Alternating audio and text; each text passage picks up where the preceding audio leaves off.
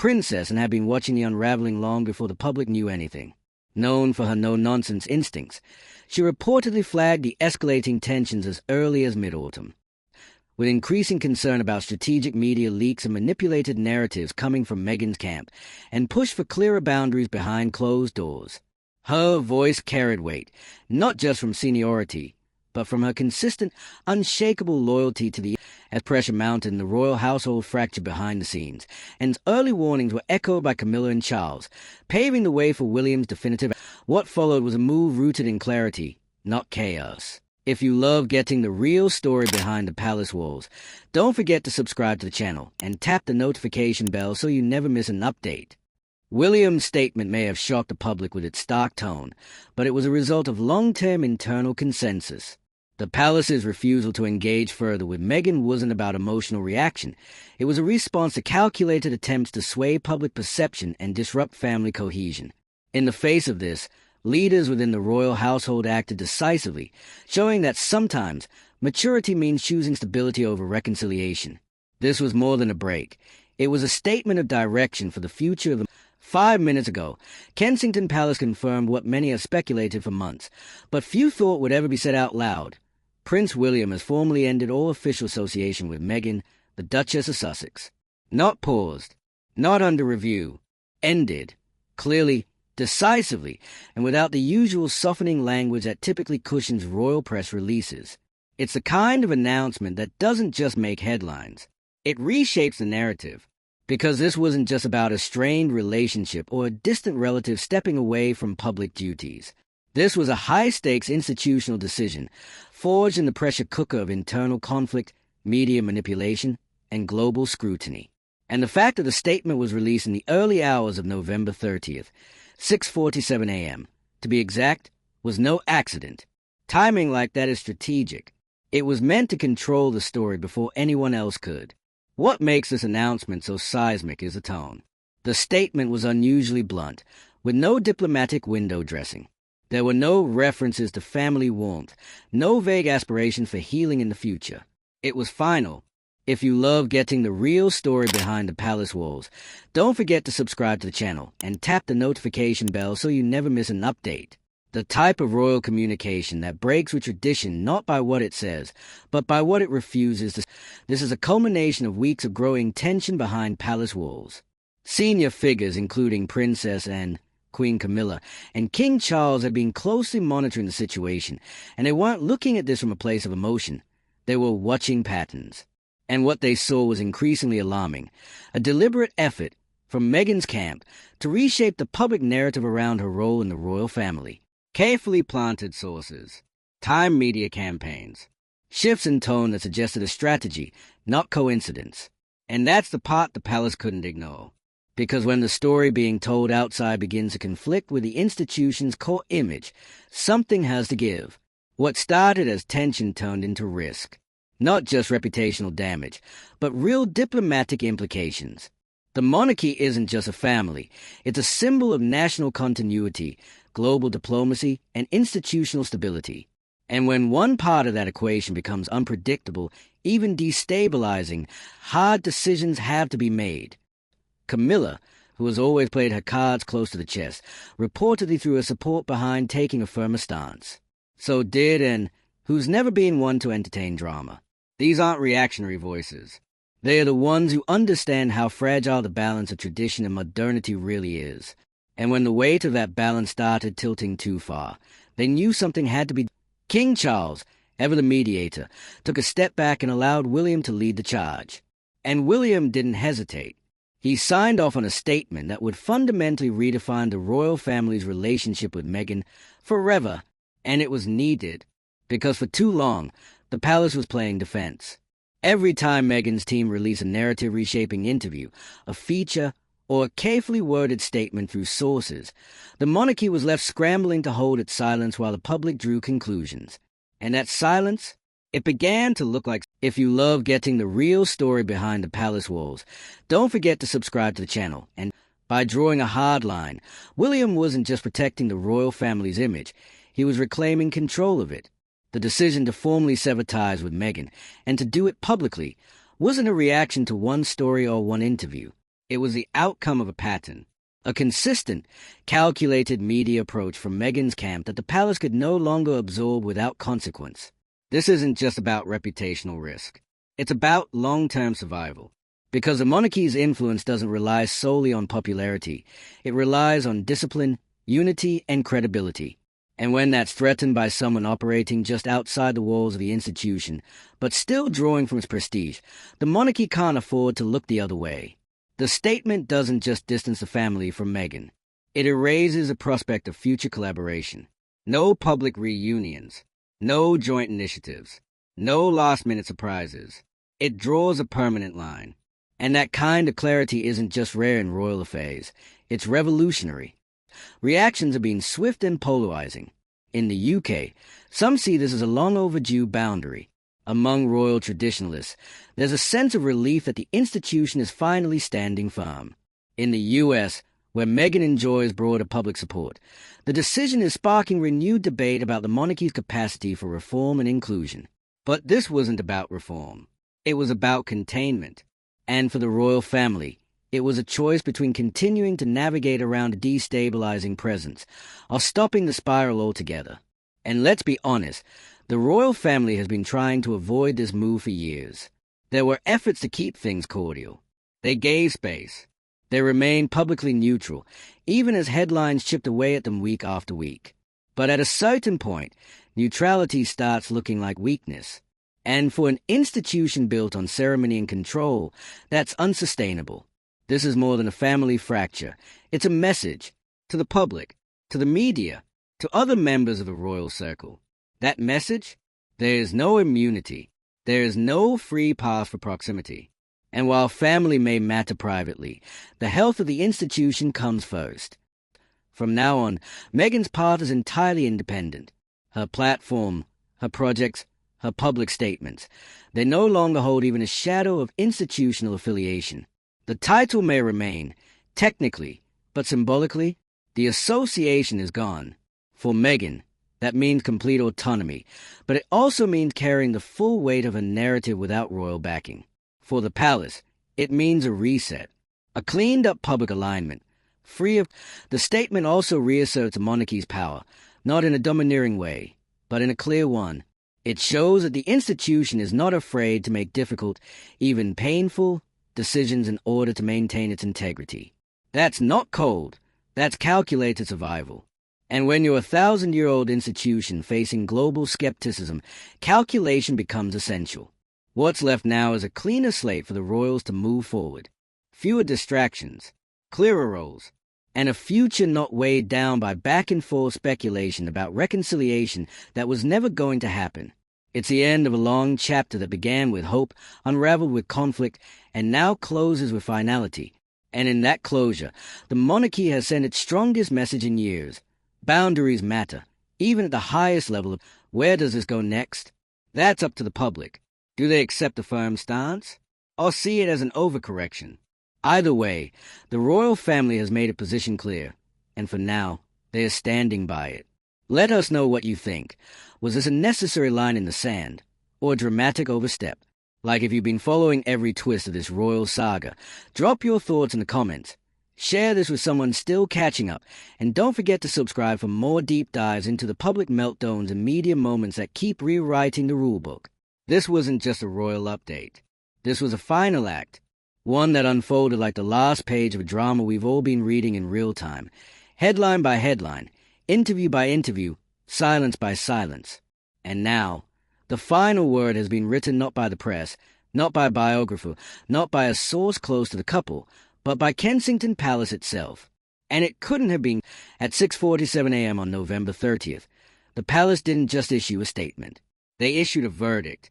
Prince William, after weeks of mounting tension and months, some would argue years, of behind-the-scenes unease, formally ended any official association with Meghan, Duchess of Sussex.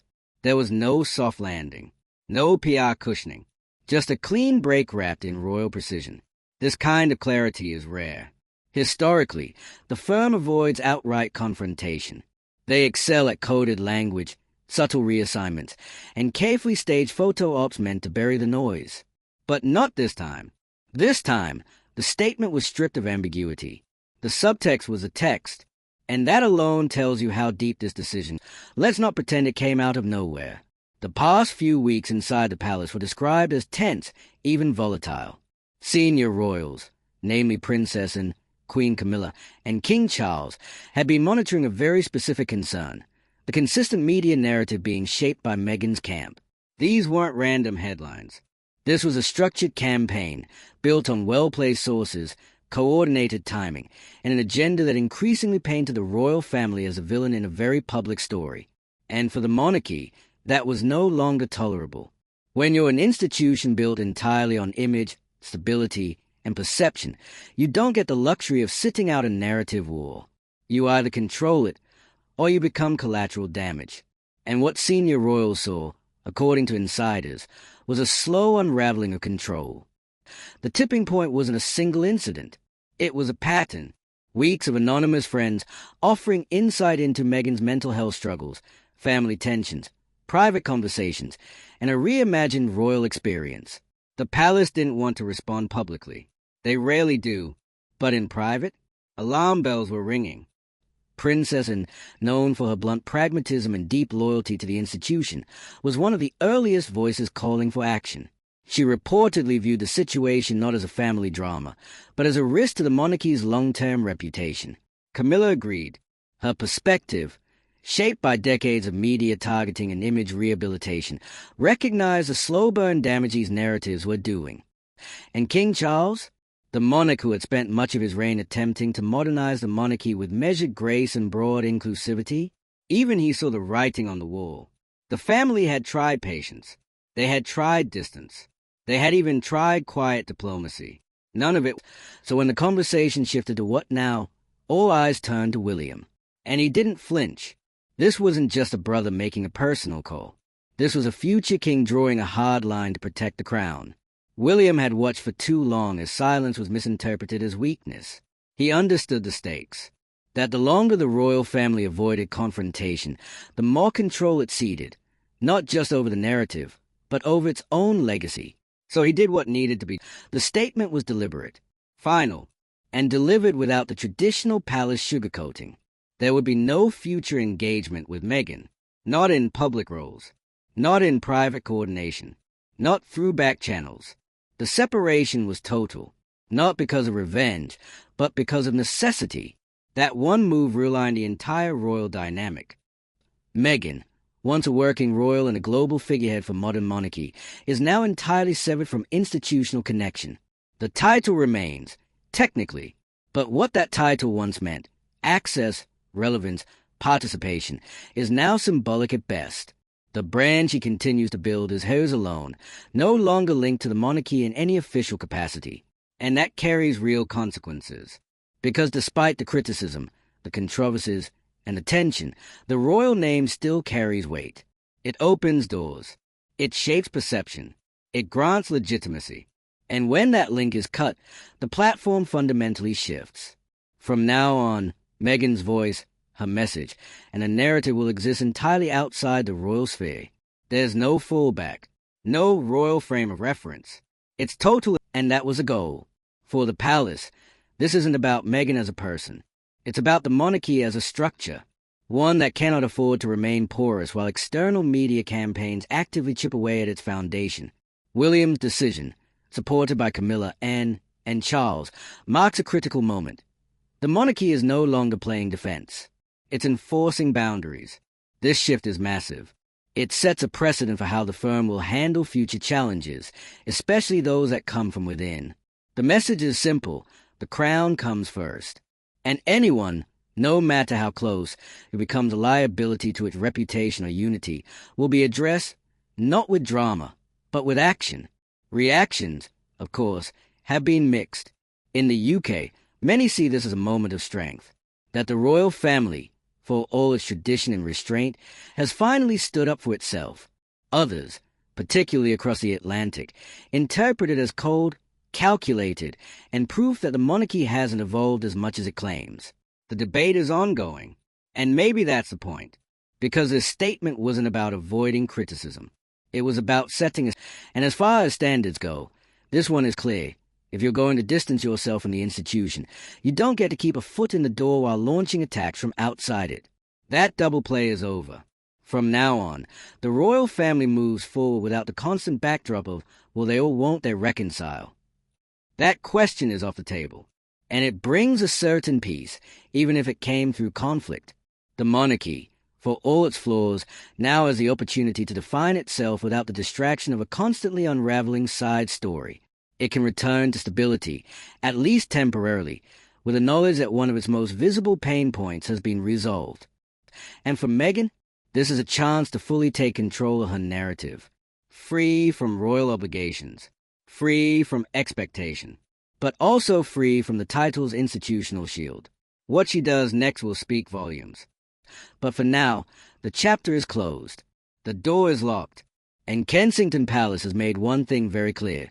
Moving forward, the Crown will not compromise its future to manage the past. Was it the right move, a necessary reset, or a harsh conclusion to a story that still had room for resolution? The royal family just did something they almost never do. They made it public, they made it formal, and they made it final. Meghan Markle is out, not rumored, not speculated, officially out. This moment marks the end of one of the most contentious relationships in modern royal history, and the way it happened speaks volumes.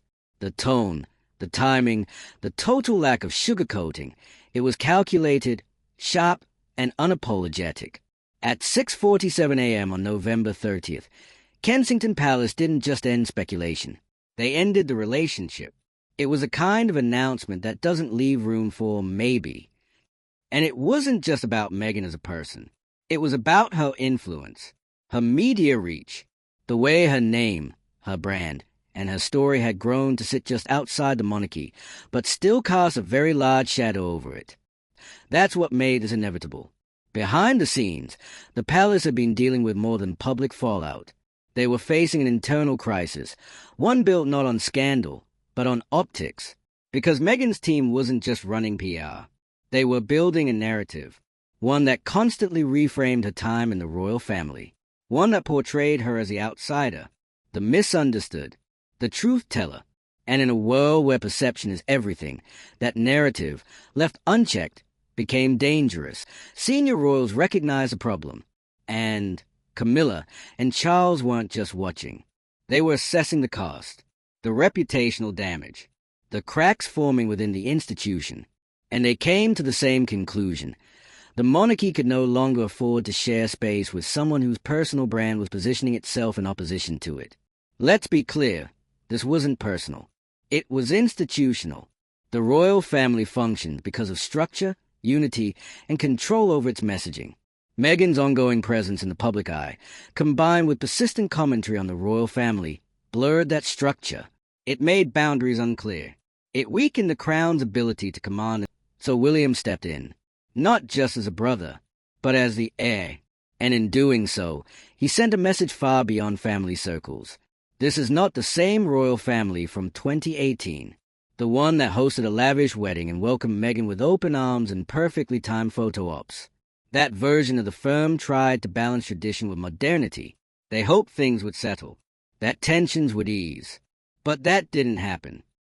What happened instead was years of carefully curated interviews, anonymous sources, and a growing gap between private reality and public presentation. And with each new wave of press coverage, the family's silence started to look like guilt. That's a danger the palace faced, losing control of their image because someone else was telling the story louder, and more often. The announcement that ended it all wasn't reactive. It was strategic. There was no flustered damage control, no leaked emails. Just one clear, early morning declaration that the relationship between Meghan and the institution was over. And yes, that's rare, because the royal family doesn't do finality lightly. They don't cut ties on a whim. But this wasn't a whim. It was a result of deliberate discussions over many weeks, involving the most senior voices in the monarchy. Voices who know what it takes to protect an institution that's been standing for over 1,000 years. The decision to go public wasn't just about clarity. It was about setting a boundary that couldn't be spun. No vague language. No ongoing conversations. No working on the relationship. Just a single, unmistakable move to stop the speculation, cut the media noise, and reassert control. And while the reaction has been split, relief for some, outrage for others, it's hard to deny the impact. This changes the dynamic completely. Meghan now moves forward as a private figure, a public personality, sure, but not a royal one. Her future ventures, her public appearances, her personal brand, all of it will exist outside the royal sphere. That means no official backing, no royal projects, no ceremonial, and for the palace, that's the entire point. This wasn't punishment. It was self-preservation. The royal family had spent too long caught in a gray zone, trying to maintain a polite distance while still being pulled into headlines they didn't write. That gray zone is gone now, and in its place, clarity, control, a clean separation. For better or worse, Now the question becomes, how will this shape the monarchy going forward? For William, this was a test of leadership, and he passed it not by doing what was expected, but by doing what was necessary. He made a decision that may not be popular in every circle, but it restored order within the institution. And that matters, because when you're next in line for the throne, you're not just managing a family. You're managing a symbol, a legacy, a global institution under constant surveillance. This move proves William understands that. He's not just waiting to become king. He's already shaping what kind of monarchy he wants to lead. One that doesn't avoid conflict, but contains it. One that doesn't let narratives spin out of control. And most of all, one that knows when silence becomes dangerous. The monarchy has drawn a line. Meghan is on the outside of it. And now, for the first time in years, the royal family isn't reacting to the noise. They are stepping ahead of it. Was this inevitable? Maybe. Was it avoidable? Only if both sides had wanted the same outcome. But they didn't. Meghan chose her path. The royal family chose theirs. And now, the rest of us are watching the consequences unfold in real time. What do you think? Did William make the right move? Has the palace finally taken control? Or is this another chapter in a never-ending feud? Drop your thoughts in the comments. Hit like if you're still stunned by how final this announcement was. Share this with someone who followed every twist since day one. And subscribe for more deep dives into the power plays, public meltdowns, and image wars that define modern fame.